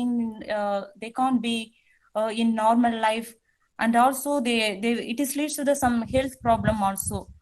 So So I feel that this hope that this program and this convention give you a good life and make a good life to the research scholars. I hope so. Thank you, sir. Thank you for this organizing this program. Thank you, Shashigala. Okay, we have Prem Taba who has raised a hand.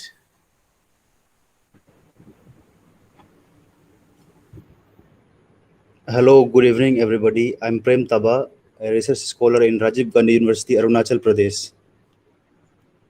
I am pursuing my PhD in mass communication. Apart from the fellowship delay issue that we are all facing, I'm also facing, and all my colleagues all over India are facing. Apart from that, I would also like to raise a point here. So maybe it could be added in the resolution or the representation that the DRSO is going to submit to the education department. So one problem here is also that many scholars, especially ladies, they're facing, I think, mental harassment issues. I think they're facing mental harassment issues because I spoke to a few of my colleagues from my university. Most of them are ladies here. We have more female scholars in terms of number here. So when I spoke to them, I could feel that they were very sad, and lockdown is also in effect, and they're staying alone. They're taking rent, and during conversation they told me that some few supervisors they're giving a lot of pressure. Submit the chapters, submit the dissertation, submit the thesis by 3 months, 2 months. So people are unable to conduct their field survey and all because people are not welcoming. You cannot go door-to-door survey. So due to that, many female scholars especially, they're facing mental harassment, and I'm told the many scholars, they are taking depression pills and all those things. So I think this is also one major concern. This could be added in the representation so that this could be taken up in all the central universities or any universities across the country, that there should be a counselor especially for research scholars in separate universities so that they can hear our grievances through email or through call or through WhatsApp or whatever, so that it could be addressed. I think that much, I think. So to the panelists here, Professor Sumitro Banerjee, I would like to ask him to share some points regarding this. Thank you. Okay. Firstly, there are things that need to be done by the ministry, and there are things that need to be done by the university administration. In many universities and institutions, a proper grievance redressal mechanism doesn't exist, and that needs to be set up. But that the scholars of the university or institution have to press the university authorities to create that. On this particular thing, government does not have much role to play. There's a rule. Most universities only pay lip service to the rule, as a result of which the grievance redressal mechanisms do not exist. So on these issues, I would suggest that the scholars of the university or the institution, they come together, they meet their vice chancellor or the director and press for a proper grievance redressal mechanism. Now, there are issues related to harassment, there are issues related to sexual harassment, and as I said, that there should be zero tolerance policy. And there have to be committees. There is a regulation that every institution has to have such a internal complaints committee. Many institutions do not have it, and many institutions, the committees do exist in paper, but in practice they don't. So this is something that the scholars of the university must press the university authority about. But this is not something that have to be taken to the to the ministry. When Professor Ramaswamy said that there is a new ministry, and therefore, if you press something now, it is possible that they might hear it. There, specific, do not put everything that are there in your, my suggestion is, do not put everything that are there in your resolution. Specifically focus on the points that the ministry can act upon without delay. A, the fellowship extension. B, the non-net fellowship. C, the timely release of the funds. These are the things that ministry handles, and therefore the ministry can do that. So whatever the ministry can do, focus on that when you communicate with the ministry. Do not talk about everything. But there are things that have to be handled at the university or institution level. Handle that at the university or institution level. My suggestion is that. Thank you, Banerjee, Professor Banerjee. No, that's actually very, it's very practical, and I, Murli, you guys, take this seriously, because I think what Professor Banerjee has said is actually implementable.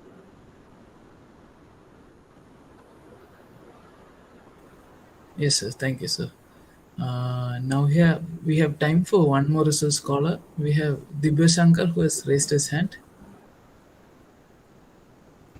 Yeah, can you hear me? Yes. Yes. Yeah. Yes.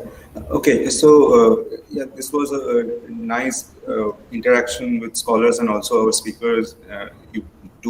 Both of you has said very important things. I just wanted to. So I'm a research scholar from Tata Institute of Fundamental Research, Mumbai. So it's kind of fortunate that our institute, regarding the funding and different harassment issues, irregularity of the funding, this problem somehow we don't face it. But I think I have heard several of my scholar friends, they say that, oh, this problem exists. I mean, there are scholars who don't get fellowship for 6 months. So this is a lack of awareness that I am not facing that problem. It doesn't mean I'm not, the TIFR is not all the research institute. It doesn't represent all the universities and research institute in India. So this awareness should be created, and also what Professor Banerjee suggested, this kind of discussion meetings or debate club in different institutes. These will be a good platform to discuss these things, and maybe we can then extend from institute level to local level and then state level, like that. And that is a good suggestion. I will try to implement that in my institute at least. And I just following what Professor Banerjee told just few minutes back, that when we are approaching from DRSO to the ministry, I think one thing like irregular disbursement and this non-net and the fellowship disparity is there. And also another thing is that, it is kind of, rational thing that we decided that in every 4 years, our fellowship will be, will be increased or revisited. But, last time and also 8 years back, we had to do a continued 1 year long protest to actually increase that amount. And also that increment was not it was not with the economic the problem. I'm not getting the actual term, so it's not commensurate with the inflation. So I think that can be also, that we can also suggest that, like for other central government employees, there's a proper commission, pay commission, which suggests the increment in each after certain years, and that can be implemented for research scholar community as well. This is my suggestion. Exactly, that's a good idea. Very good idea. So that is the thing I just wanted to say. Nothing else. Thank you, Dibya. We have almost reached the end of our convention. So before we do that, I'd like to call. We do not have time for more interaction, so that's disappointing. But before we conclude, I would like to call once again upon Orgia to make some more announcement about future activities and regarding the moment.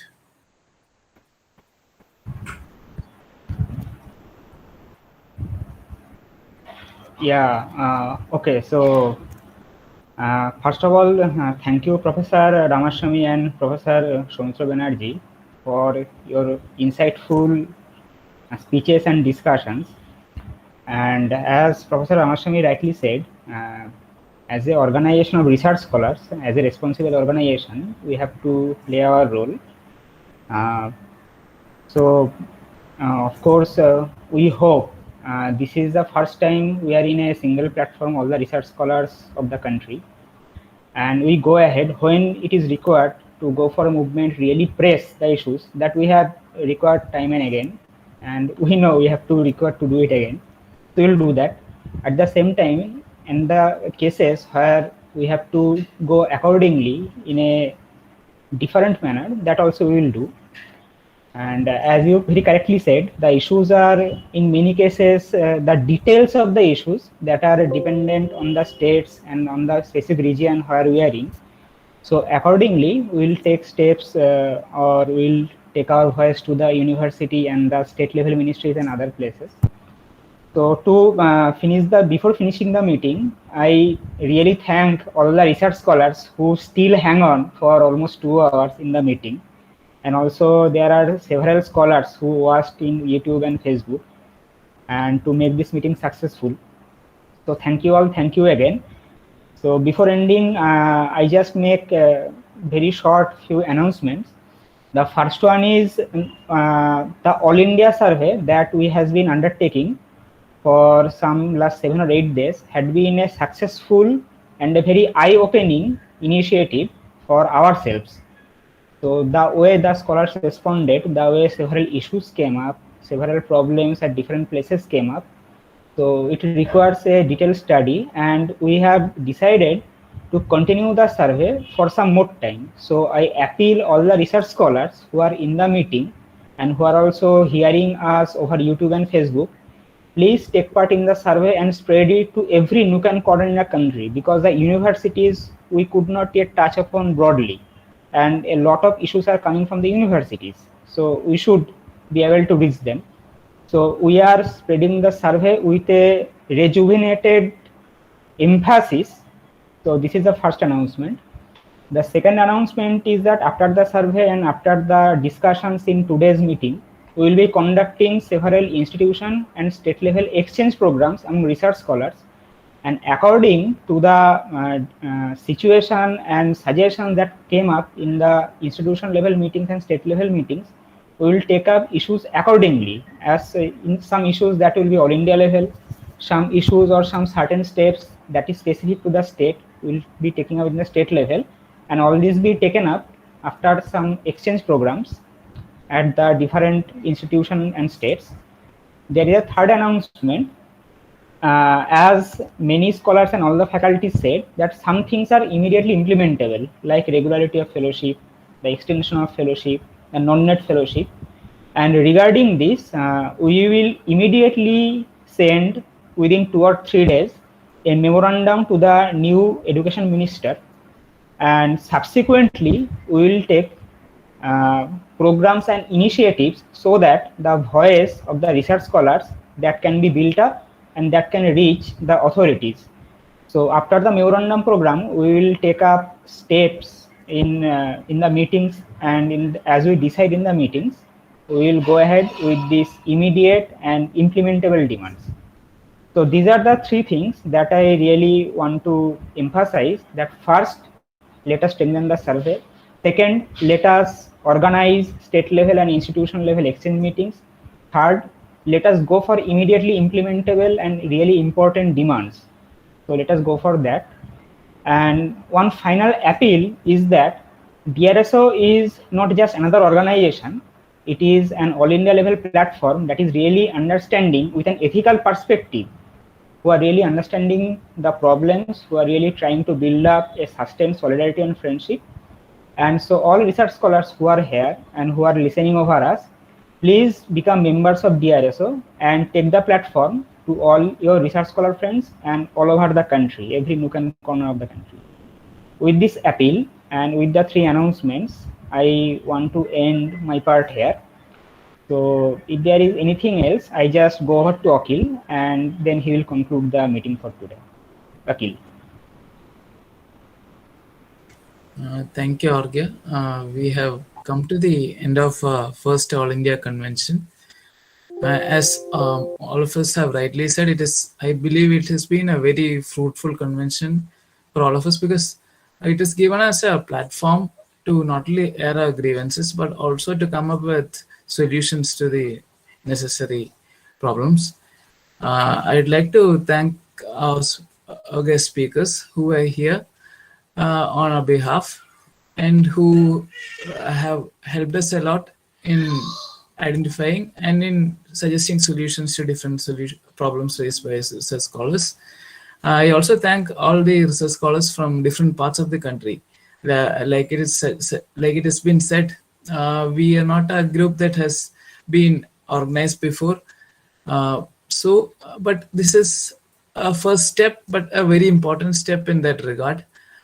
So I'd like to thank all the research scholars who have taken the effort to become a part of this collective. And I would also like to thank all research scholars who have worked to make this convention a very successful convention. The RSO will continue to take up the cause of all research scholars, and but more importantly, it is as Arghya said, it is an organization that aims to create a research environment that is socially answerable, to create a research environment that garners the support of everyone in the society and makes research available to all. So in this regard, I'd once again like to thank each and every one of you. We are drawing an end to this convention. Thank you all. Thank you. Thank you. All the best, guys. All the best. Thank you, sir. Thank you very much. We hope we will continue getting your support. Thank you. Thank you, Professor Banerjee, for your insightful points. So hope it will help us to go ahead. And particularly thank you, Subhrajyoti, for attending all from USA. So, yes, thank you, Arghya, for calling me. Yeah, you have to get up really early. Yeah, no, I really enjoyed the session with Professor Ramaswamy and Professor Banerjee. It was a. I hope this convention will take DRSO to a new level, and as a whole, it will unite the scholars. Yeah, I hope so, and I hope we will continue having you with us. Yeah, sure, for sure. Like I am trying to keep contact with the scholars, like in my institute and our neighboring institute. Hopefully, like we will manage to get them in. Yeah. Thanks. Yeah. Okay, পরে আবার call করব তোমাকে। See you. See you. Okay, I've stopped the Facebook Live. Piyush,